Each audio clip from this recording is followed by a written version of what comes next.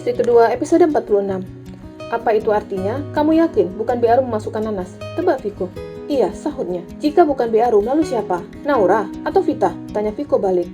Jika Bi Arum yang melakukan itu untuk apa? Tanya Angela balik. Melihat tatapan Angela yang terus menatap ke arah Vita, membuatnya takut. Dan mendengarkan ucapan Angela, membuat Viko menatap ke arah Vita. Bi Arum tidak ada motif lain untuk mencelakai Angela, tapi Vita... Apa kamu memasukkan jus nanas ke dalam jus jeruk yang dibuat Bi Arum? Tanya Viko. Viko, kenapa kamu menuduhku? Vita pura-pura marah. Untuk apa aku melakukan itu? Aku yang memintamu menikah dengan Angela, agar memiliki keturunan. Tapi sekarang kamu menuduhku? Vita menggelengkan kepalanya. Bagaimana jika dia sendiri yang melakukan? Vita menunjuk Angela. Untuk apa aku mencelakai kandunganku? Tanya Angela balik. Untuk menyingkirkanku? Kamu tidak suka denganku. Kamu sengaja melakukan ini agar aku menjadi tertuduh. Iya kan? Seru Vita. Viko menatap ke arah Angela. Tidak Viko, untuk apa aku mencelakai kandunganku? Apa untungnya coba? Terjadilah perdebatan di antara kedua wanita itu. Diam! Viko teriak. Dan kedua wanita itu langsung diam. Siapapun yang melakukan ini akan mendapatkan ganjaran. Dan untuk Bi Arum, kamu saya pecat. Seru Viko. Tidak Pak, Bi Arum menggelengkan kepalanya. Bi Arum tidak bersalah, bela Angela. Keputusanku sudah bulat. Silakan Bibi tinggalkan rumah ini. Usir Viko. Wanita parubaya itu menangis. Dia kembali ke belakang untuk menyusun pakaiannya. Kamu jahat Viko. Angela berlalu mengikuti Bi Arum. Dia dapat melihat wanita parubaya itu menangis. Bibi, Angela memeluk wanita itu dengan erat. Maafkan aku, sesalnya. Ibu tidak salah. Semua salah saya. Tidak seharusnya saya membiarkan jus itu. Ketika selesai memblender Bi Arum ke kamar mandi. Dan di saat itu, Vita mencampur dengan jus nanas. Aku tidak ingin Bibi pergi. Bibi juga tidak ingin pergi dari sini. Rumah ini sudah menjadi bagian dalam hidup saya. Tapi Pak Viko tidak percaya dan telah memecat saya.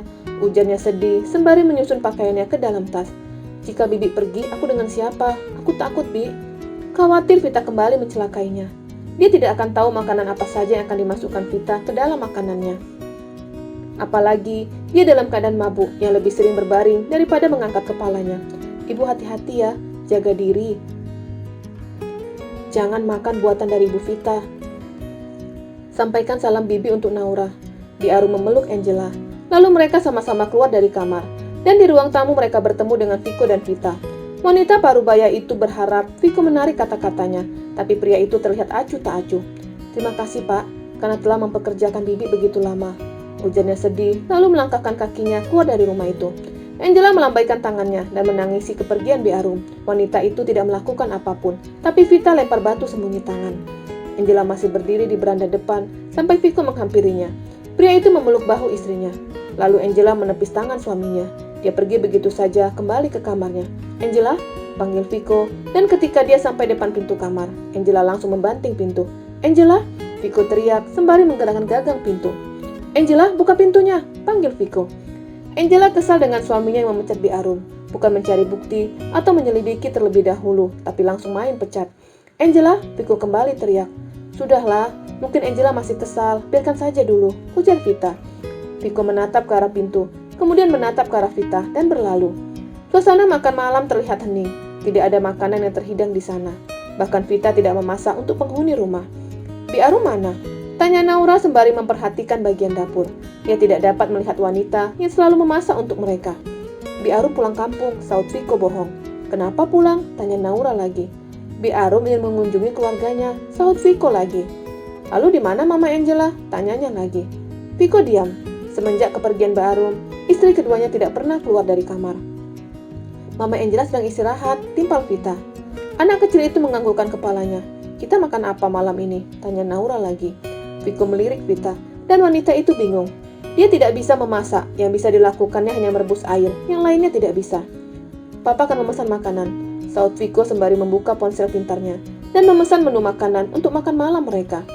Dalam waktu 1 jam pesanan mereka sampai.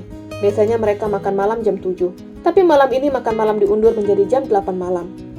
Naura, panggil Mama Angela, ujar Viko. Dia tahu istrinya tidak akan mau menyahut jika dia yang memanggil. Tapi dengan Naura, pasti Angela akan meneladani anak kecil itu. Naura berlari kecil ke kamar Angela. Tangannya yang kecil mengetuk pintu secara perlahan. Mama, panggilnya. Makan yuk. Mama gak lapar Naura, sahut Angela. Naura berlari kecil dan menyampaikan ke Viko. Kata Mama gak lapar. Panggil lagi. Bilang nanti adik bayinya sakit kalau tidak makan. Viko mengajari anaknya. Naura kembali berlari dan mengetuk pintu kamar Angela. Dia mengatakan seperti yang dikatakan papanya. Angela menatap dan mengelus perutnya. Jika dia egois, maka kasihan si jabang bayi. Maka dia keluar dari kamar. "Mama, ayo makan." Naura menarik tangan Angela dan membawa ke ruang makan. Di sana dia dapat melihat jika makanan yang ada di atas meja bukan buatan Vita, melainkan beli.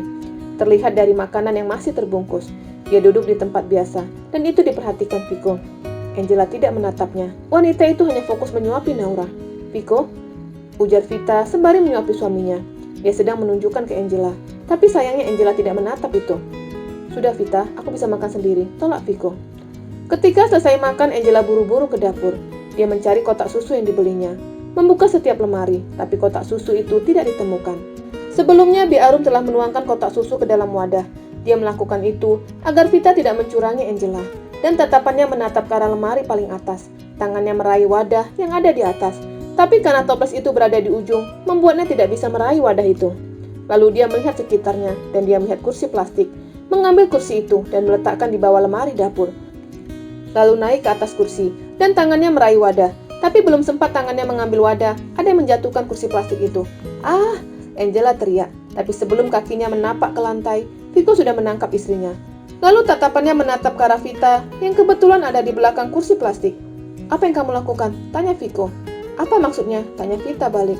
"Kamu sengaja melakukan itu, benar kan?" bentak Viko, masih memegang Angela. "Viko, kamu menuduhku," serunya ikut marah. "Aku memang sedang berada di belakangnya, tapi aku tidak menyentuh kursi itu." Vita menunjuk kursi yang sudah jatuh. "Mungkin kursi itu tidak kuat menampung berat badannya," jelas Vita sembari menunjuk Angela. "Jangan berbohong lagi, Vita," serunya. "Apa maksudnya?" Vita bertanya balik.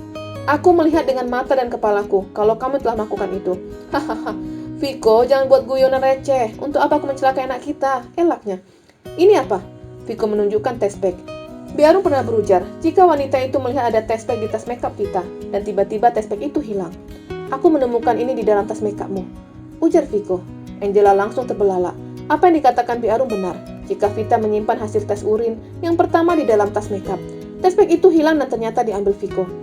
"Lalu kenapa di dalam tasku?" Vita masih berpura-pura tenang. "Aku mengambil test bag itu dari tas Angela. Aku sengaja mengambilnya diam-diam berharap agar bisa hamil," jelasnya. Yang tahu jika Angela melakukan tes kedua di rumah sakit. Viko berlalu meninggalkan dua istrinya yang masih berada di dapur. Tidak berapa lama dia datang kembali. Ini test bag yang digunakan Angela di rumah sakit.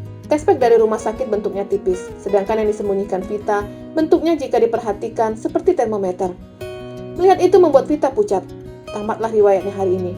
"Kenapa kamu menyembunyikan kehamilan Angela? Kenapa?" bentak Viko. "Aku cemburu," teriaknya. "Kamu berubah. Apalagi semenjak Angela hamil, kasih sayangmu kepadaku berkurang," ujarnya menangis. "Aku tidak bisa hamil. Tapi aku mohon sayangi aku," ujarnya menangis dan terduduk di lantai. Viko tidak pernah membedakan. Dia selalu bersikap adil. Bahkan ketika hubungannya dengan Vita telah membaik, pria itu malah sering bersama dengan Vita. "Aku tidak pernah berubah, Vita. Sikapku kepadamu dan Angela sama," jelas Viko. "Bohong," teriaknya. "Kamu sangat memanjakannya. Apalagi ketika dia sudah mengandung anakmu." Vita menunjuk Angela. "Kamu salah, Vita." Viko merendahkan posisinya dengan duduk di depan istri pertamanya. "Aku menyayangi kalian berdua," ujarnya dan mengecup dahi Vita. Lalu Angela ikut duduk di samping Vita. "Kami menyayangimu, Vita. Tidak pernah terpikirkan olehku untuk menggeser posisimu. Kamu tetaplah yang pertama untuk Viko," ujar Angela. "Kita akan membesarkan anak ini bersama-sama," ujar Angela sembari mengelus tangan Vita. Seketika Vita menangis terisak-isak. Dia telah bersikap jahat kepada madunya. Tapi Angela selalu bersikap baik. Tidak ada rasa benci ataupun marah atas perbuatannya. "Maafkan aku," ujarnya menangis. "Aku melakukan ini karena cemburu," ujarnya. "Aku sudah memaafkanmu. Kita akan membesarkan anak ini bersama-sama. Dan aku ingin, ketika aku melahirkan, kamu ikut masuk ke dalam ruang bersalin," ujar Angela lagi. Ucapan Angela membuatnya semakin merasa berdosa dan bersalah. "Aku menyesal, maafkan aku. Beri kesempatan untukku membuktikan kalau aku benar-benar menyesal." Viko menatap Angela. Dan wanita itu tersenyum, lalu memeluk Vita. Dia bukan orang yang baik, tapi memaafkan akan menjadikan sesuatu menjadi lebih baik. Setelah itu, suasana rumah menjadi tenang. Vita tidak pernah melakukan hal buruk kepada Angela, dan dia tidak pernah memaksakan Angela untuk memakan sesuatu dari tangannya. Walaupun Viko telah memberikan kepercayaan dan kesempatan untuknya, tapi dia tidak ingin melakukan yang bukan menjadi tugasnya. Semua tugas itu telah diserahkan ke Bi Arum. Sampai tiba waktunya Angela melahirkan. Keluarga kembali panik. karena anak yang dikandung Angela mengalami posisi sungsang. Dokter menyarankan besok untuk melakukan operasi, tapi Angela kekeh ingin melahirkan normal. Operasi besok, tidak mungkin melahirkan normal, ujar Vico. Tidak Vico, aku mau melahirkan normal, saut Angela kekeh.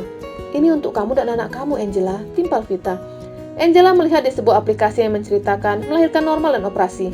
Dari cerita itu dia mengambil kesimpulan, jika normal sangat sakit, tapi pemulihan cepat. Tapi operasi tidak sakit, dan sakitnya dirasakan setelah selesai operasi, dan itu yang ditakutkannya. Aku takut, sahutnya jujur. Takut kenapa? Tanya Vico balik. Aku melihat ada yang lumpuh gara-gara operasi. Jelasnya, ketika melihat cerita dari ibu-ibu yang mengalami kelumpuhan akibat salah anestesi. Dari mana kamu tahu berita itu? Tanya Vico. Dari media sosial. Itu mungkin malpraktek. Kamu akan melahirkan di rumah sakit yang besar, dan dokternya juga hebat-hebat, jelas Vico. Iya Angela, jangan khawatirin apapun. Dokter akan melakukan yang terbaik untukmu dan bayimu, timpal Vita. Akhirnya Angela mau berangkat ke rumah sakit. Di sana, dia langsung ditangani dokter dan melakukan beberapa pemeriksaan sebelum dirawat, sampai waktu operasinya tiba. Tapi sebelum operasi, dia harus melakukan puasa. Setelah waktunya tiba, dia dibawa ke ruang operasi. Vico selalu menggenggam tangan istrinya. Begitupun Vita dan Naura memberikan semangat untuk Angela. Hanya Vico yang diizinkan untuk masuk ke dalam ruang operasi, sedangkan Naura dan Vita hanya diizinkan mengantarkan sampai ke depan ruang operasi. Angela berada di ruang operasi dengan Vico di atasnya. Pria itu mengecup dahi istrinya berulang kali, sedangkan dokter mulai melakukan operasi. Vico, ujar Angela yang masih setengah sadar. Dokter hanya memberikan anestesi epidural, penyuntikan dari dekat sumsum tulang belakang. Anestesi ini untuk menghilangkan rasa sakit pinggul, perut, dan kaki. Iya sayang, saut Vico. Aku mencintaimu, ujar Angela. Aku juga mencintaimu, saut Vico dan mengecup dahi istrinya. Jaga anak kita, berikan nama Angelica, ujarnya. Kita akan menjaga anak kita bersama-sama, saut Vico. Dan terdengarlah tangisan seorang bayi dengan cukup kencang. Mendengar suara tangisan itu, membuat Vico dan Angela menangis. Doa-doanya telah dikabulkan Tuhan. Setelah tali pusar digunting, bayi cantik dan jelita itu diletakkan di dada Angela. Wanita itu mengusap wajah anaknya yang cantik. Angelica mama, ujarnya pelan. Aku telah menjadi istri keduamu, dan aku telah memberikan anak untukmu. Maka sayangi dia, ujar Angela lagi. Tentu sayang, saut Vico sembari mengecup anak mereka. Jadilah anak yang baik, mama mencintaimu, ujar Angela mengecup anaknya sembari meneteskan air matanya. Tiba-tiba, denyut nadinya berhenti. Dokter dan juga Vico panik. Tidak ada yang salah dari diri Angela. Bahkan operasi telah selesai, dokter tinggal menjahit perut Angela. Ada apa? Tanya Vico sembari menatap istrinya yang telah terpejam. Bayi Angelica dibawa perawat, sedangkan Vico masih bingung. Dokter memeriksa denyut jantung dan yang lainnya. Bahkan mereka melakukan segala upaya untuk Angela. Maaf pak, istri bapak telah meninggal, sesal dokter. Tidak, Vico teriak sekencang-kencangnya. Bangun Angela, bangun, teriaknya sembari mengguncang tubuh istrinya. Tapi sayang, Angela telah meninggal dunia. Dia meninggal dengan tenang. Sedari awal dia sudah memberikan tanda-tanda berupa ucapan selamat tinggal dan juga pesan-pesan terakhir. Tidak ada yang menyangka jika Angela akan pergi secepat itu. Karena takdir memang menjadi rahasia ilahi. Tamat.